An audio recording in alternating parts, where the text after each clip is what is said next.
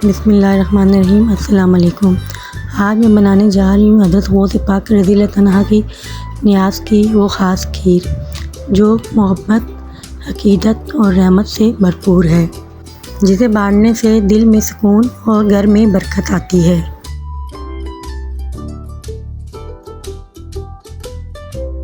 सबसे पहले लिया हमने 12 लीटर दूध और 2 लीटर हमने इसमें पानी ऐड किया है, जिसे हम पहले बॉईल करेंगे।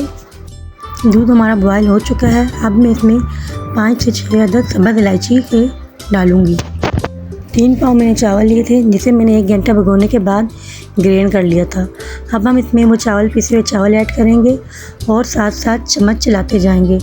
चम्मच चलाते के साथ हमारी नीयत ये होनी चाहिए कि या गौस पाक हमारी नियाज़ को कबूल फरमाइए।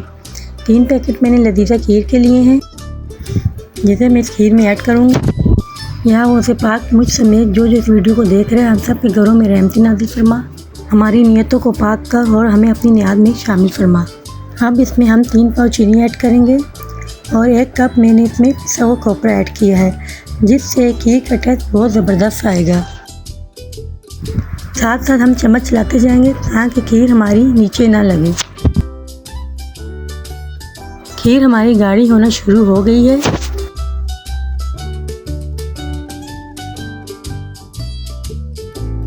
अब हम इसे कुछ देर मज़ीद पकाएंगे।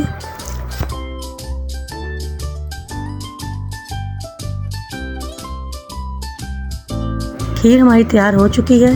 अब हम फ्लेम को ऑफ कर देंगे और खीर को ठंडा होने के लिए रख देंगे।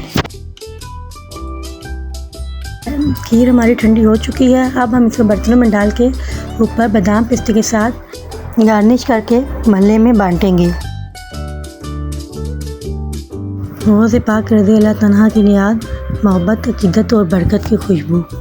अल्लाह ताला के वलियों से मोहब्बत ईमान को मजबूत करती है। खीर हमारी माशाल्लाह से रेडी हो चुकी है। देखें कितनी ज़बरदस्त बनी है। इसी के साथ मैं इजाज़त चाहती हूँ। फिर मिलेंगे इंशाल्लाह अगली रेसिपी में।